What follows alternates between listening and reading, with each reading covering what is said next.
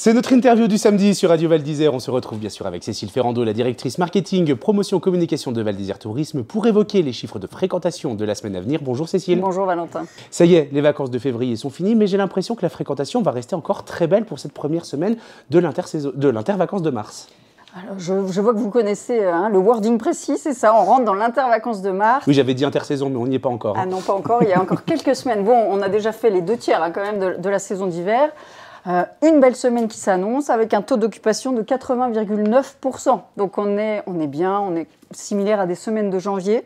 En nuitées, ça correspond à 82 600 nuitées. Donc encore beaucoup de monde à Val d'Isère cette semaine. On nous annonce aussi la neige, donc voilà, tout va bien se passer. Un changement de clientèle, j'imagine aussi peut-être un retour à une clientèle plus internationale après ces vacances françaises ?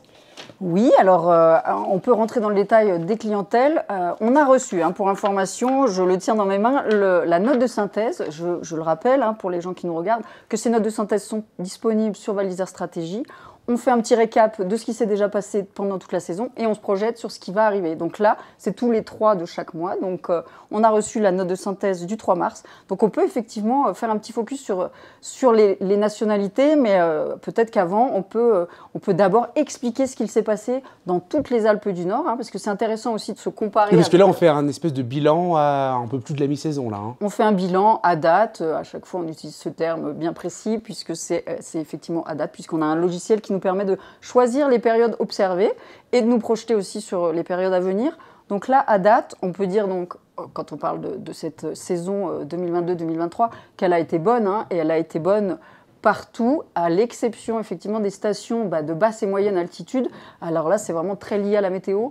On l'a vu, février a été avec des températures printanières, donc ça a été très dommageable pour ces destinations. Par contre, nous, stations de haute altitude, dont Val d'Isère fait partie, avec d'autres, comme Tignes, Val Thorens ou d'autres destinations en plus haute altitude, on a bénéficié d'un report de clientèle. Mais si on regarde surtout l'hiver, donc décembre très bien, des vacances un peu compliquées, on l'avait dit, avec ce chevauchement. Ce décalage de calendrier, ce Noël qui tombait un samedi. Voilà. Ensuite, janvier, très très bon. Retour des clientèles internationales. Donc là, on peut rentrer dans le détail des clientèles. Quand on observe, avec cette note de synthèse, on se rend compte, en comparant l'ensemble des destinations des Alpes, que Val d'Isère est encore différente des autres, puisque si on regarde au niveau large, toutes les stations ont accueilli beaucoup de Britanniques, des Français évidemment en tête, mais des Britanniques. Et ensuite, quand on regarde vraiment dans le détail, on voit que l'ensemble des stations accueillent beaucoup de personnes des Pays-Bas, de la Belgique, alors que pour nous, ce ne sont pas des destinations qui viennent beaucoup chez nous. Ce ne sont pas des clientèles qui viennent un peu, mais avec parcimonie, mais donc elles vont beaucoup rayonner dans ces autres destinations. Suisse également, Allemagne. Alors que nous, quand on observe vraiment nos chiffres, je les ai étudiés avant de venir vous parler, on voit qu'on a déjà, c'est un chiffre important à dire, on a 71% de notre clientèle qui est internationale cet hiver, à date, à Val d'Isère. Donc c'est énorme, ça veut dire qu'on n'a que 29% de clientèle française. Ce qui est encore plus que les autres années, j'ai l'impression. On était plus aux 60-40. C'est ça, on était à 38% en avant Covid, 42% même, 42% de clientèle britannique, 38% de clientèle française, alors que là, c'est quelque chose. On est vraiment bien au-delà de ces chiffres. On va attendre la fin de l'hiver, parce qu'avec avril, où nos clients britanniques et hautes destinations seront peut-être moins là, ça rebalancera. Mais quand on voit le mois de mars qui s'annonce, avec beaucoup d'étrangers qui viennent, c'est vrai qu'à la fin de l'hiver, on fera un état des lieux intéressant. Ça s'explique pour plein de raisons. On le voit. Donc nous, Val d'Isère, nos clients qui viennent de l'international, en premier lieu, ce sont les Britanniques, donc en tête, avec 43%. L'Australie, c'est assez étonnant quand même, c'est notre deuxième clientèle internationale. Ça s'explique par le fait que pendant 4 ans, ils n'ont pas eu le droit de bouger, on s'en souvient. Et ça s'explique aussi surtout sur le fait que c'est un marché qu'on était toujours allé chercher avant. Donc dans l'esprit des Australiens, on est une destination où il y a une garantie neige exceptionnelle et on a un produit qui leur convient, que ce soit en famille ou pour des skieurs en groupe. Et puis vous l'avez déjà dit, les Australiens ne viennent pas que en France pour skier à Val d'Isère, ils visitent tout le pays, ils viennent pendant un mois et demi, parce que ça fait quand même un petit peu loin pour venir skier une semaine. Pour le bilan carbone, c'est pas top, on l'a déjà dit, donc c'est vrai qu'ils restent longtemps. Là, j'ai échangé avec certains qui étaient là, il reste 15 jours, 3 semaines, même les skieurs, ceux qui n'avaient pas pu skier, ils sont passionnés, donc ils sont restés plus longtemps. Et puis ils en profitent pour faire des séjours, des visites plus larges en France. À noter qu'on a déjà de nombreuses réservations pour l'année prochaine. On a déjà des tour opérateurs australiens qui nous indiquent qu'ils ont beaucoup de demandes pour Val d'Isère pour l'année prochaine. Donc c'est vrai que c'est un marché qui est lointain, mais qui reste intéressant.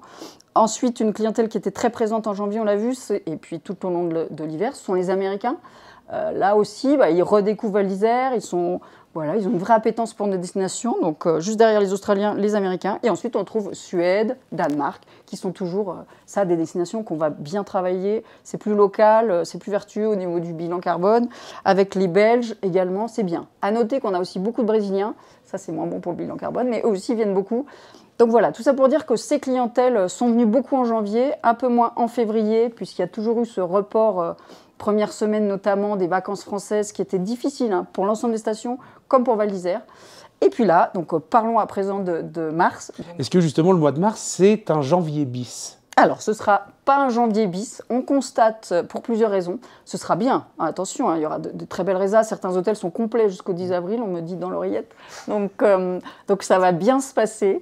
Mais ce ne sera pas un janvier bis pour plusieurs raisons. Et puis ce ne sera pas ISO à l'année dernière, parce qu'on a vraiment performé en mars. Pourquoi? Parce que l'année dernière, en mars, souvenez-vous, les Britanniques s'étaient rués chez nous puisqu'ils n'avaient pas pu venir en janvier. Donc là, on a beaucoup de Britanniques qui vont venir, mais peut-être un peu moins que l'année dernière.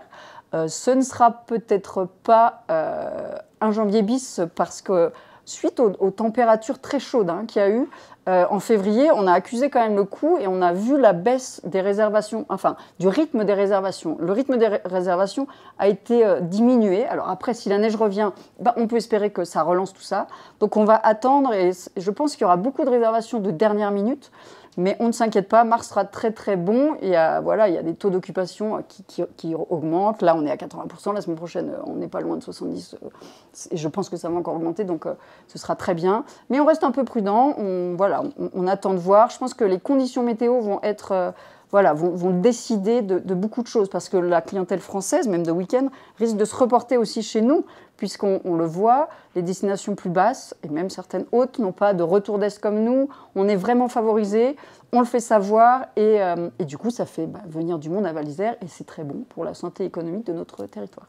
Peut-être des séjours un peu plus courts aussi, j'imagine, au mois de mars, des 2, des 3 jours, des 4 jours, plutôt que des semaines complètes. Alors ça, c'est pour la clientèle vraiment de proximité. Les étrangers, quand ils viennent, on a toujours été, et je pense qu'on le restera, et je l'espère en tout cas, une destination où les gens viennent longtemps. 4, 5 jours, 6 jours. Quand vous arrivez de l'international, on le voit, ça correspond. Les gens ne restent pas que 2, 3 jours.